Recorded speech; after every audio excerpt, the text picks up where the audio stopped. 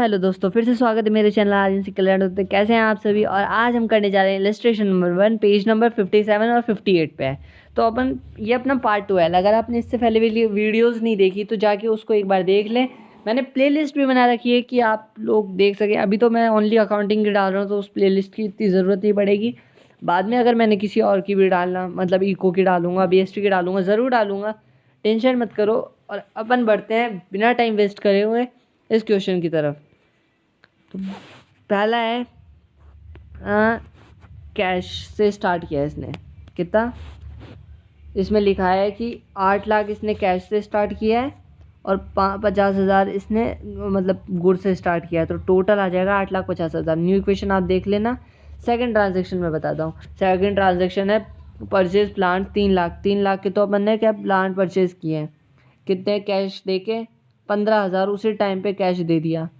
तो कितना बचा, 3 लाख में से 15 माइनस कर दोगे तो 2,85,000 बचेंगे। ठीक है, नई ट्रांजैक्शन आप निकाल लेना। तीसरी में बताता हूँ। Deposit 6 lakh into bank. तो कैश में से तो कम कर देंगे और बैंक में बढ़ा देंगे, बाकी किसी में भी कोई असर नहीं देंगे। ठीक है, नई ट्रांजैक्शन निकाल लेना। फिर फोर्थ वाली मैं बता रहा हूँ। फोर्थ वाली है परचेज ऑफिस फर्नीचर। 1 लाख की क्या है, ऑफिस फर्नीचर खरीदे मैंने। 1 लाख के ऑफिस फर्नीचर बाय कैश, है ना। Made by payment by cheque. Cheque में दे रहा हूँ, कैश से नहीं, सॉरी। तो चेक से दे रहा हूँ ना, तो बैंक कम कर देंगे 1 लाख से। तो कितना बचा टोटल, 0। तो 0 का 0, 0 का 0, बाकी किसी में कोई असर नहीं पड़ेगा। नई ट्रांजेक्शन निकाल लेना। नई ट्रांजेक्शन मतलब है कि ऊपर की जो वैल्यू है ना उसको माइनस करके नीचे कर देना। जो नीचे की वैल्यू है उसको ऊपर वाली वैल्यू में से माइनस कर देना। ठीक है, उसको करना है बस। जैसे इसमें किसी में कोई असर नहीं पड़ रहा। ठीक है, फिर अपन 5वीं ट्रांजेक्शन देखते हैं। 5वीं में है परचेज गुड्स। 80,000 के गुड्स कैश पे खरीदें और 35,000 के गुड्स क्रेडिट पे।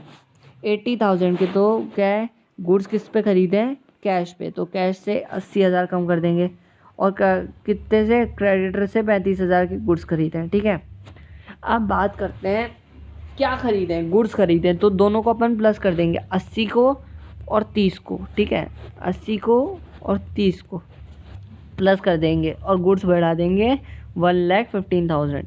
प्लस कर लो, नहीं 1,25,000 है ये, सॉरी। 1 मिनट, 15 ही है शायद। हाँ 15 है, सॉरी, माई मिस्टेक। 1,15,000 है। ठीक है, नई इक्वेशन निकालते हैं, वो आप निकाल लेना। छठा ट्रांजेक्शन में कराता हूँ। छठा है कि गुड्स अमाउंटिंग 45,000 के गुड्स हैं। ठीक है, उसको अपन 60,000 में बेच रहे हैं। तो कितने का फ़ायदा हो रहा है अपना, 15,000 तक का। कितना, 15,000 तक का अपना फ़ायदा हो रहा है। 45 के थे जिसको 60 में बेच रहा हूँ, तो 15,000 का फ़ायदा हो रहा है। नई इक्वेशन निकाल लेना। 7वां ट्रांजेक्शन देखते हैं। 80,000 क्या है इसके अंदर, 80,000 cheque issue from the supplier. Goods costing 80,000 sold, sorry 80,000 के गुड्स हैं जो 1,25,000 में बेच रहा हूँ। अब मैं बेच रहा हूँ किसको, क्रेडिट बेस पे बेच रहा हूँ, नहीं। जब अपन कुछ चीज़ खरीदते हैं ना, उधार माल, तो वो अपन क्रेडिट में डालते हैं। और जब कोई उधार माल बेचते हैं ना, तो वो अपन डेटर में डालते हैं। तो इसको अपन डेटर में डालेंगे। कितने का फ़ायदा हो रहा है, 45,000 का फ़ायदा हो रहा है। ठीक है, नई इक्वेशन आप निकाल लेना। 8वां ट्रांजेक्शन कराता हूँ। 8वें ट्रांजेक्शन में cheque issue from the supplier और गुड वॉट 35,000 के। फिर 35,000 के क्या है, अपन ने क्रेडिटर कम कर दिए। 35,000 अपन ने चेक दे दिया, तो फिर 35 इसमें से कम कर दूंगा, 35 इसमें से कम कर दूंगा। नई इक्वेशन निकाल लेना। 9वां ट्रांजेक्शन देखता हूँ। 9वां ट्रांजेक्शन है check receive from the customer amounting 75,000। Check receive मतलब 75,000 फ्रॉम द कस्टमर, चेक दे रहा है, मतलब 75 तो अपन को मिल रहा है किस में, चेक से। तो बैंक बढ़ा देंगे। और कौन दे रहा है, वो जिसको अपन ने उधार माल बेचा था। तो इधर से इधर कर देंगे, बाकी किसी में कोई असर नहीं पड़ेगा। ठीक है, फिर अपन लास्ट ट्रांजेक्शन देखते हैं। 10th की है ना, 25,000 withdrawn owner personal use. Personal use पे उसने 25,000 निकाले।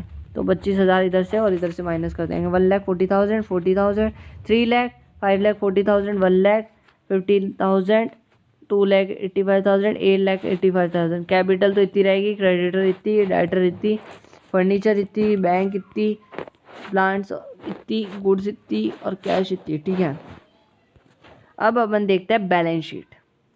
बैलेंस शीट में कुछ भी नहीं है, जो लास्ट की अमाउंट थी ना उसी को अपन लिख देंगे, जो लास्ट की अमाउंट थी उसी को अपन लिख देंगे। ठीक है,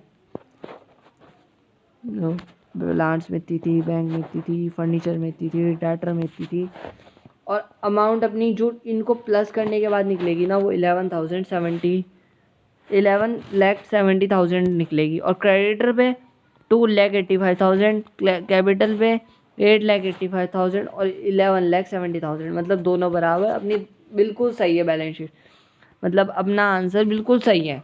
इसका अपन ने बस एग्जाम्पल इसलिए करा क्योंकि अपन को थोड़ा बहुत और समझ में आ जाएगा। अब मैं आपको कुछ एक्स्ट्रा क्वेश्चन सेंड कर दूंगा अगले दिन, वादा करता हूँ। और आज के लिए बस इतना ही, मिलते हैं अगले क्वेश्चंस। और अगले क्वेश्चन में अपन स्टार्ट करते हैं,